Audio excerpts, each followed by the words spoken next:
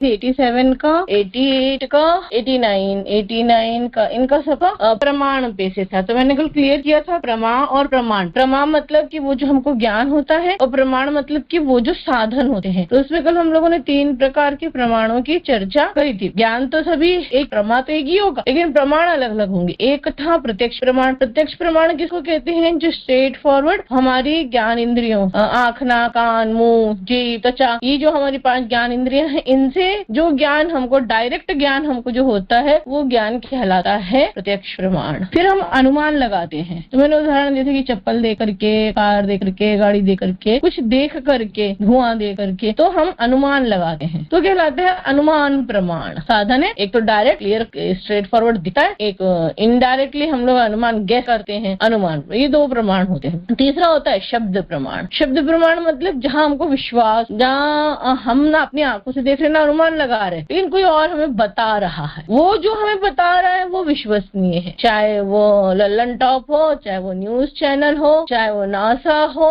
चाहे वो हमारे ग्रंथ हो, हमारे पूर्वज हो, तो जो हम शब्दों से यानी ज्ञान किसी और के थ्रू हमें पता लग रहा है, दैट इज शब्द प्रमाण। तो 3 प्रकार के साधन है ना, और 3 प्रकार के साधनों से हमें क्या होता है? प्रमा होता है, यानी ज्ञान होता है। दूसरा योगियों का बताया कि योगियों को तो इन चीजों की जरूरत ही नहीं है। They don't need to see it, they don't need from someone else to know it। कोई और बताए नहीं, उनको अंदर से हो जाता। अब वो अंदर से हो जाता है, उसका कोई दोष नहीं है, वो निर्दोष है, वो भी सही है। वो कहते हैं कि 3 ही तरीके होते हैं प्रमाण, 3 ही प्रमाण होते, इसके अलावा नहीं होता। लेकिन योगियों को इन 3 के अलावा होता है इनर इंस्पिरेशन होना, इंट्यूशन होना, और बिना किसी के बताए, बिना आंखों से देखे, बिना अनुमान लगाए लोगों को नॉलेज हो जाता है, यानी ज्ञान हो जाता है। उसको क्या कहेंगे? तो उसको बोल रहे हैं कि वो योगियों को होता है, और वो अंदर से इल्हाम होना बोल सकते हैं ना, तो वो भी एक तरीका है ज्ञान का।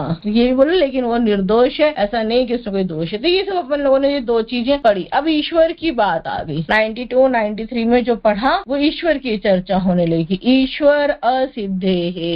ये सूत्र से लोगों ने क्या समझा कि ईश्वर नहीं है। ऐसा नहीं बोल रहे हैं कि ईश्वर नहीं है, तो कह रहे हैं कि जगत का कारण ईश्वर है, यानी जगत ट्रांसफॉर्म होके, सॉरी, ईश्वर ट्रांसफॉर्म होके जगत बन रहा है, जैसे मिट्टी से मटका बन रहा है, ऐसा नहीं। जगत नहीं है, सॉरी, ईश्वर नहीं है जगत का कारण, या जगत ईश्वर का ट्रांसफॉर्मेशन नहीं है, तो ईश्वर असिद्ध है, ये बोला। इसके बाद का जो सूत्र था वो ये क्या कहता था कि मुक्त बद्धयोर अंदर भाववात तसिद्धि ही, यानी ये जो ईश्वर है वो तो ना मुक्त है ना बंधन युक्त है। तो क्योंकि अगर मुक्त होता तो वो जो उसकी इच्छा वैसा हो जाएगा, तो फिर तो वो बन जाएगा अपने से कुछ भी, तो गलत है। और बंधन युक्त होगा तो भी मामला गढ़ में, तो बंधन में चला है। बोले नहीं, ये दोनों ही नहीं।